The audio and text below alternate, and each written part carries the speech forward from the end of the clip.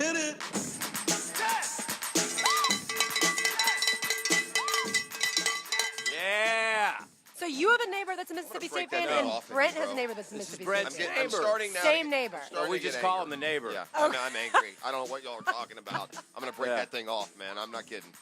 We can't do that anymore. Beef is a mess. Yeah, we can't do that anymore. Look no at more that. cowbell, dude. Seriously. Need more cowbell. No, we don't. I'm getting, it's not fake anger. I'm starting to get The mad. only time I like cowbells are during like marathons when you're cheering people on. Yes. Run, River Lauren, Run. run. I need some help. This, by the way, has now been proven is a ridiculous, god-awful contraption that serves no purpose. The turquoise uniform celebrate Native American Heritage Month. Yeah, that's what they do. Sure. Nice job. Yeah, Oh, they do. okay. Yeah, because they're so concerned about Native American heritage. That's why they wear costumes. Yeah, They're the Seminoles. yeah. Listen, Native American Heritage just called and says, "What's up with Osceola?" Just out of curiosity. I'm just saying. Paying That's what homage. somebody All right, tweeted me. It's still a dumb idea. Oh, okay. Yeah. It just looks to me like they want to be North Carolina. It's just dumb. Now you might feel bad. You're garnet and gold, and you're wearing turquoise blue. I don't feel bad at all. I think it's a perfectly illustrated. You are a point. hater. Yes, I am. I hate those uniforms, no doubt. I have a pop quiz coming up for you guys later. I'm looking forward to that already. That'll But be instead, fun. let's do the 10-minute drill. What do you say? Let's do it. Beef, do we have any special 10-minute drill music or anything that I need to know about? He just played it. All right. Listen. Tell me how Georgia beats Alabama. I don't understand this notion that's gravitating toward, a competitive SEC championship game. Well, I think I've said the last couple of weeks. I think Alabama's gotten a little wobbly. I mean, they're better against Auburn, so I don't think Alabama's had quite the defense that they've had years past. I think if Georgia can run the ball, and they pretty much run the ball on everybody and control the football and keep it out of two hands, and you get a little. Listen, Georgia has one of the best corners in the country. Maybe he gets an early pick, and Georgia get on top of Bama early, control the football, and then that's how you beat them, I think. Look, Alabama's been so good this year, but in fairness, Alabama hasn't exactly played a murderer's row football schedule either. So I think there's a way to anytime you think somebody's can't be beat, they end up usually losing. So I tip my cap to Alabama. They've been a powerhouse this year, but like I said, Arkansas State, Mercer, and Louisville. Come on. They do score 50-plus a game, though. But they only scored 29. Is that good? They only scored 29 on LSU. Let's say they scored 29-30 against Georgia. Can Georgia score 31 against Bama? I think they can. Well, LSU scored 0. Yeah, That's why they scored 29. LSU's offense is not. But if LSU scores 14, Alabama scores 44 is my point. Well, maybe. Yeah. I mean, you asked me, and I said No, that's the I way I would That's try what, to do it. I too think that, I think it would be silly to think that an 11-1 team that was in the championship game a year ago and has an experienced quarterback doesn't have a chance. Every day I've asked you this question this week, but I'm going to ask you it one more time. Have I answered it the same all week? No, because I think that Jalen Ramsey's availability is definitely in question. Okay. If he doesn't play, would you then go to Sal and load up with the $9 million or no? I no. No, I you mean, still I just- think they're going to beat the Colts? Slur. Could be. Disrespectful. Hold on a You second. don't not willing to lock that in. First of all, Mhm. I'm not saying I think they're going to beat the Colts. That's not what I'm saying. Uh-huh. You're saying you're unless I'm misinterpreting you. You're phrasing the question as if the Jags have not a prayer of winning this week. Correct. Yeah, I 100% disagree with that. You disagree with that. Yeah, and it's not just because it has nothing to do with the Jags. Yeah. I don't understand all you people's love affair with the Colts. Yeah. I don't get it. And so if look, you're going to have to play defense more like you did in the second half. That was a weird game, right, where they give up 29 in the first half and then shut them out in the second. But the Colts have gotten awful fat here on the Bills, Raiders, Jags, Titans, and Dolphins. So What was one of those teams? 29-26 to the Jags in Indy, right, with a terrible quarterback, and you still almost won the game when you fumbled at the 25 at the end. But the 5-game win streak, which, by the way, got started after losing to the Jets. So Bills, Raiders, Jags, Titans, Dolphins. Now, the one thing that you're exactly right on, another one of those sad sack teams comes up this Sunday. Oof. Right? But no, I'm not. Right. I think Jalen will play too. Oh, okay. Somehow Doug Marone's job status and the hot seat came up yesterday. Is there a scenario where Doug Marrone is not back as head coach next year? I think eyebrows would be raised if they lose 12 straight, which could happen. It's a feasible thing. Marrone handles it so perfectly, although sometimes I think almost a little too perfectly. And I'll tell you what I mean. I think sometimes Doug Marrone is so quick to put everything on him. Don't do it all the time, Doug. It's really not all your fault, Chief. And I know you can't say that. I know it all starts with you and ends with you, and it's all about wins and losses. And he understands. He was very cool about being asked about job security yesterday, and I get it, man. He'll handle it, and he loves it here, and he knows he's working as hard as he can possibly work. So I like all the. I would not get rid of Doug Marrone. I would give him and those guys one shot to fix the mess that we're in.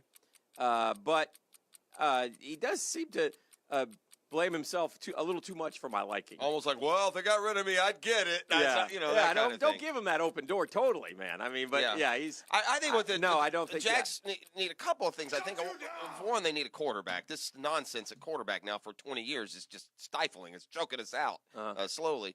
But and it's easier said than done, or everyone would do it. But can somebody go find me the next good football mind and not some 15-year assistant to be the next offensive coordinator? Can somebody go find me Sean McVay or Shanahan before him or Lincoln Riley? I need, it's time to start thinking into the future here.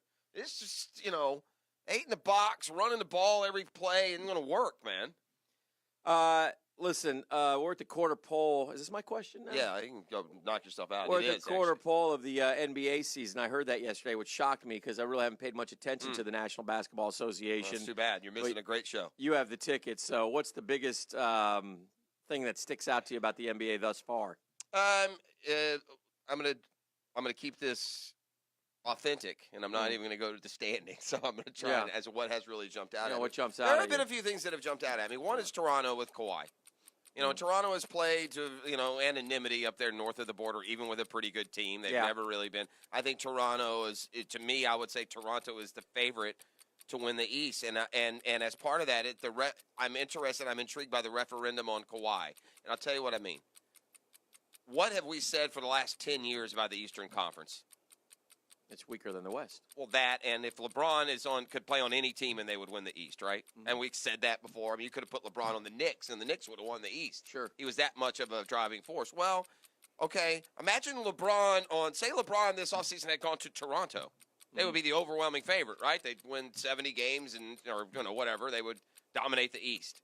So now Kawhi he has that opportunity to prove how great he is, what a difference maker. So if all those years, and if we're going to position Kawhi as a peer of LeBron and Durant and those guys, all those years where LeBron, you knew they were going to win the East because they had LeBron, then Toronto needs to win the East if Kawhi is what they say Kawhi is. There's an NBA observation for you. All right, and observation.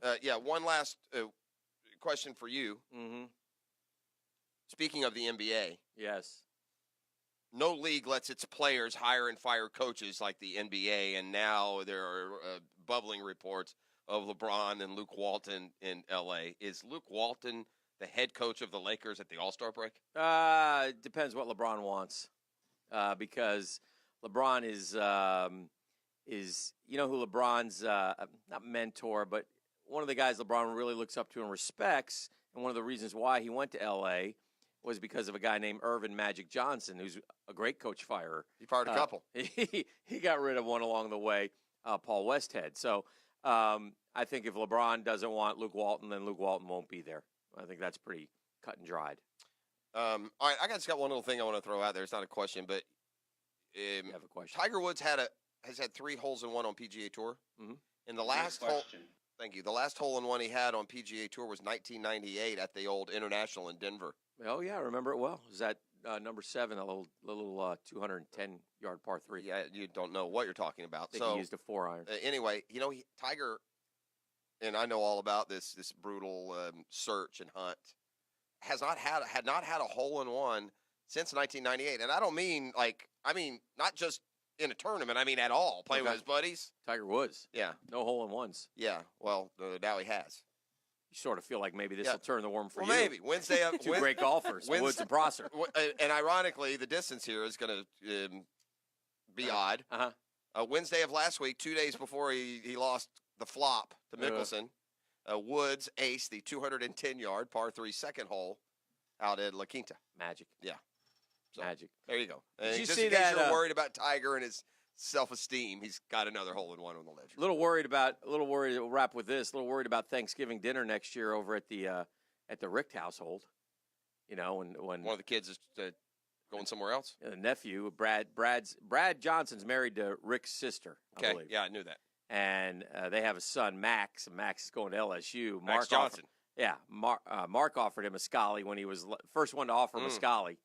And, oof. Oh, Beef, make a note. You mentioned. Hey, Max, no, you don't need to sit there. You're over at the kiddie table. Yeah. We dressed it in Tiger colors. You mentioned the holiday. Beef, remind me when we get to training. We got Doc Kevin Murphy coming up next. But yes, we go training. I got Bunny Gate in my neighborhood. This is one of these that only happens to me. Bunny Gate coming up at 8:00. Yeah. It's not pretty. You're gonna kill the bunnies now? Little bunnies? Moving it up? I think it's best that I explain it because you have now just thrown it completely off track of anything that it was. So, yeah. Last time we had an animal situation in your neighborhood, some bad things happened. Rest in peace, Yeah, Willow. a raccoon is Willow. Rest in peace. Yeah, a raccoon is not an animal; it's a monster. So that's a little different. Let's go caller number 3. Caller number 3. What are they getting, Beef? Caller number 3 is going to get the hookup from the 1010XL Holiday Gift Guide. They're going to get a pair of first-time flyer flights for the brand-new Jacksonville iFly indoor skydiving. Oh, we go fly. And a $25 gift certificate from Woodcraft. That's all part of the 1010XL Holiday Gift Guide at 1010XL.com. Head over there, check it out for those and other great gift ideas. By the way, Helmets and Heels will be live from iFly next Tuesday night from 6 to 8. Brooks, are you getting in the tube? I might. Do it! I have some. Where are you going? We're going to be live from iFly next Tuesday night. I have eye issues, so, I'm a little concerned. I got to run it by the doctor first. But, yeah, it'll be fun. We have a doctor right here, She's Brooks. chicken. Man up.